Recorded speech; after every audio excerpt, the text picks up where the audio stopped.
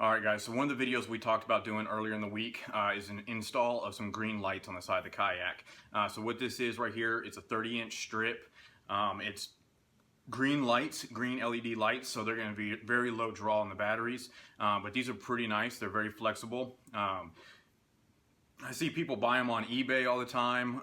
You can buy the expensive name brand ones if you wanted to. They're $250 a kit. I happen to see the ones that you buy on eBay. It's a 50-foot roll. It runs $14.99.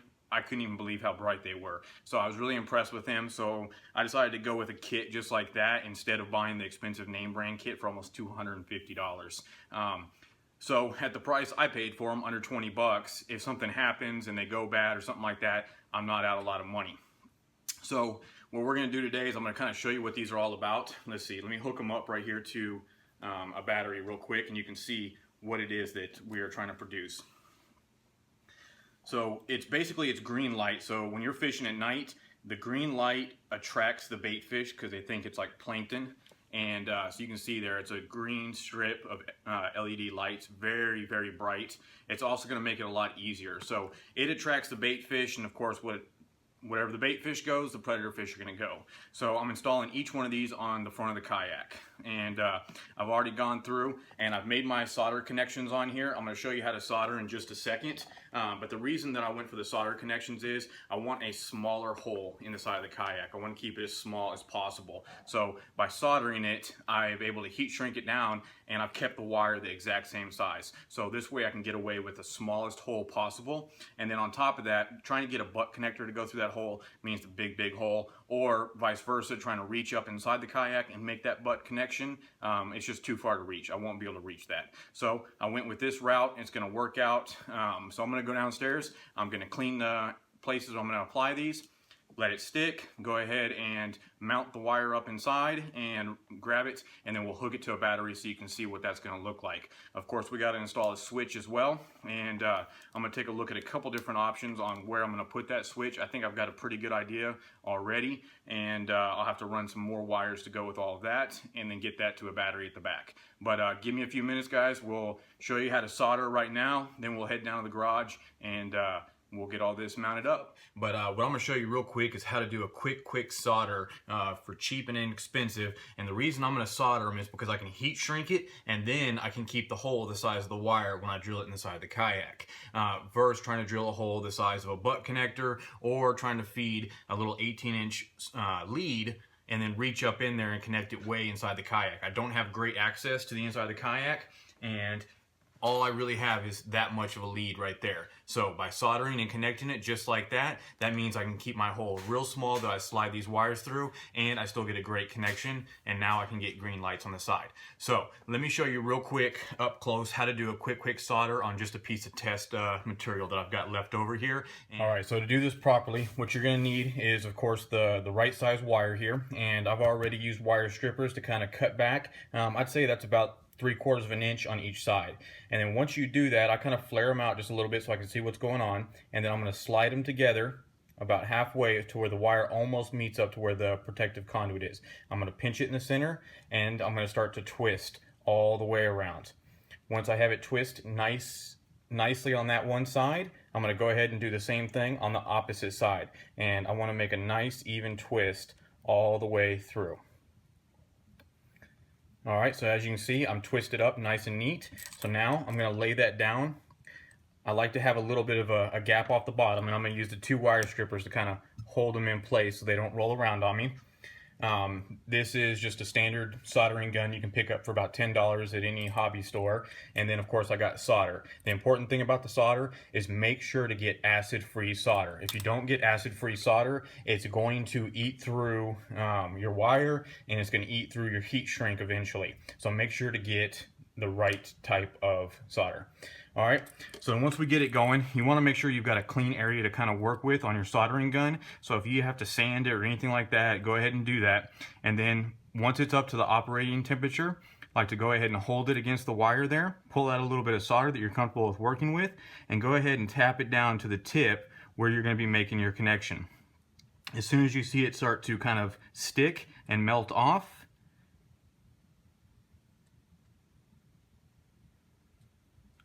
I'm not quite to the operating temperature there yet.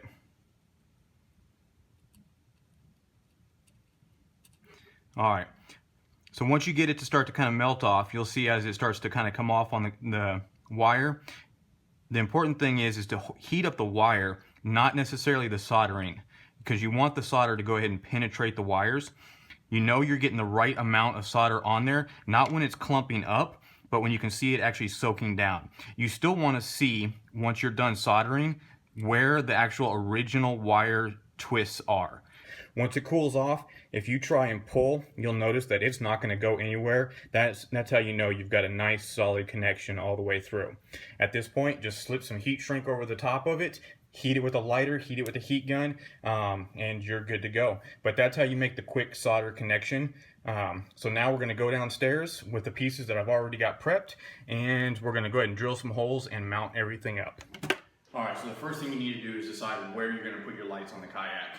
So I've already determined that I want them right up here on the front of the kayak, and I'm going to put them right along this seam right here. You can see from the stain right here, this is the water line. So I want them just above the water line. They are waterproof, so I don't have anything to worry about there, but of course I don't want to mount them down below. I've seen people do that, I've seen it work out for them, but I want to go ahead and keep mine up high. And of course, this is where I'm going to have access, is right here on this line. So what I'm going to do is I'm going to go ahead and take them and I'm going to mount them right here. That way I can line them up in the exact same spot on both sides. So what I need to do to prepare this is I need to go ahead and clean this section really, really well so that the 3M adhesive that's on here will stick to the kayak. It's really difficult sometimes to get things to adhere to the kayak. So what I'm going to do to clean it is I'm going to start off with a multi-purpose cleaner, spray it on the side. Once that dries, then I'm going to go through and I'm going to just use some standard rubbing alcohol and really clean it, make sure I don't have any grease, any oil, or anything on the side of this kayak that might interfere with it sticking.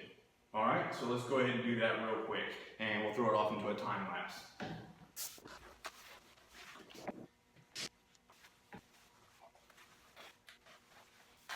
Alright, give it a few seconds for it to dry, and as soon as it's dry, we will be able to go ahead and mount it down.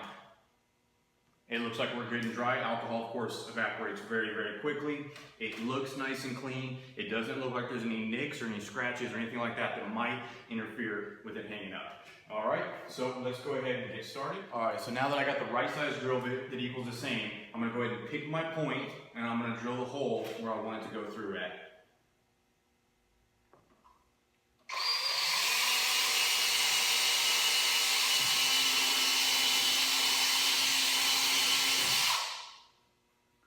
Perfect, that was nice and easy. So to get started, I'm going to go ahead and start before I glue it down by feeding my wires through the kayak. What I have right here is 6-foot extensions on each one of these traces. That way I can easily reach the wires from the back of the coat hanger. So I'm going to go ahead and twist these together to make it easy to grab them with a hook.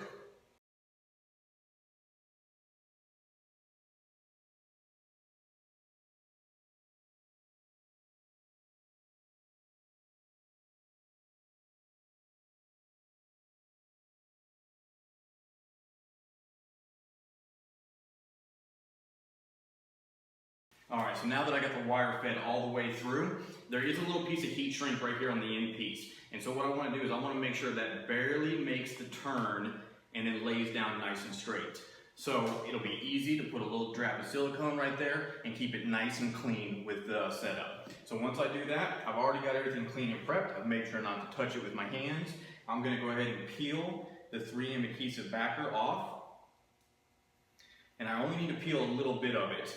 Once I slip the heat shrink back in, I'm going to go ahead and make sure I can make a nice clean turn, and I'm just going to line it up right here on the seam of the kayak. And I'm going to make sure to go real slow and take my time and line this up. The more preparation you put into getting ready to put all this on, the cleaner the outcome will be. And so I'm just going to peel back the backing as I go, working nice and slow, making sure to follow that seam.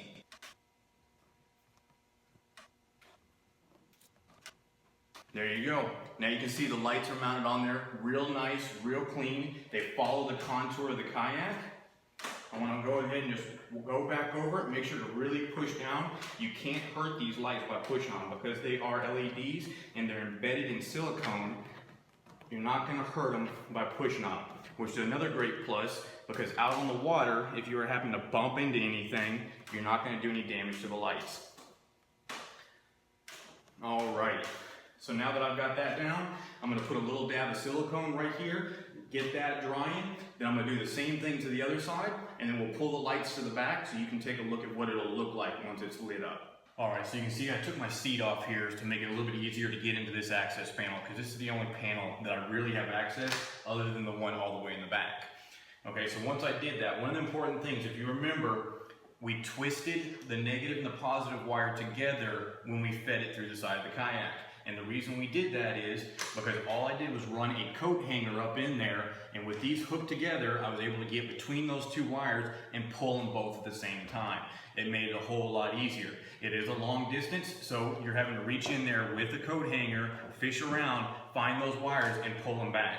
And the important thing too, when you do this, remember, stay on the outside of the scupper holes. I've got 2 sets of scupper holes on each side, and I want the wires running down the outside. Okay, so that's very, very important. So the next thing we got to decide is, where do I want to put the switch? I do have handles right here on both sides, and I'm actually thinking about putting a set of interior lighting or courtesy lights inside these handles so that they're out of the way and kind of, you know, just really, really hidden and protected. That way I don't bump them with my foot, a fish doesn't come on board and bang them or anything like that. They're nice and protected. Plus it gives it a really clean look. So as far as the switch goes, I'm probably going to mount switches right up here where they're out of the way. Now I do remember though, I lay my paddle across the top, so I got to keep that in mind. So my seat sits as about as far forward as this, so I'll probably mount that switch somewhere right along this panel just to kind of keep it out of the way. Alright, so let me go ahead, get these wires untwisted, let's get them hooked together, black on black and red on red, and that way I can light it up and just kind of show you what it's going to look like before I get the switch actually mounted in. Alright, so what I want to kind of give you is what the perspective of these lights are going to look like coming off the front from where I'm going to be standing. That way you can see they are run along the sides, they're turned down just a little bit to kind of light up that water. But as you can see, it's going to work out great.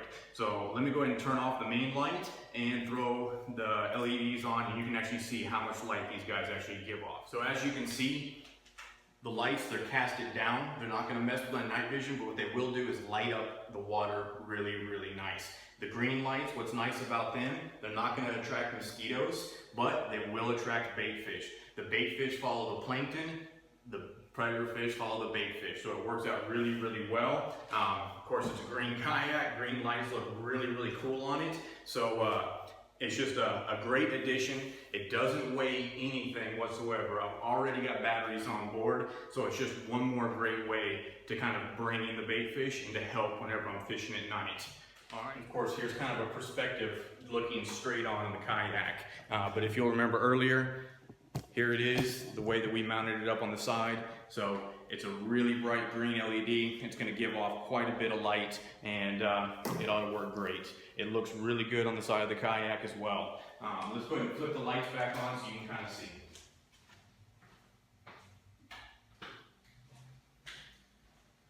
Alright guys, so it's getting hot in here.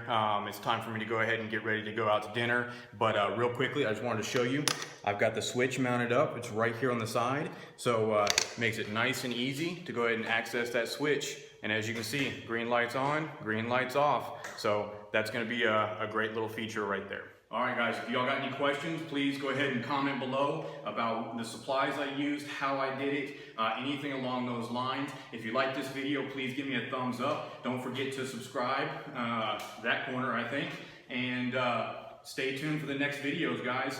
A quick recap, when I went fishing at the small pond with my buddies, didn't catch anything. I saw a couple fish. It was kind of rough, started sprinkling on me, so I don't have a lot there. I'll throw up a quick little blooper on my way over there. And then I fished that tournament Thursday night, and that was not very successful for me. It was a very humbling experience, but great being out on the bass boat, fishing Lake Austin. So we're gonna got a couple days left of the vacation. The film festival got canceled, so he's not coming to Austin. He's gonna be going to Dallas instead. So I'm not gonna be able to make that trip up to Dallas. It's just a little too far, last minute notice and the change. So I'm gonna go ahead and probably fish tomorrow. One of the things I've been wanting to do is take the fly rod out there to Lake Austin and throw some of my big bait fish patterns on the fly rod at some of these fish. They were out there yesterday like crazy chasing my swim baits, but they just wouldn't commit. So I think if I get a fly rod out there, because I can sight cast to them, I'm gonna treat them like the redfish I used to fish on the coast, and you know, see if I can't get them to bite a fly rod. How cool would that be to get my first 10 pound on a fly rod? All right, guys, we'll see you next time, and as always, thanks for watching.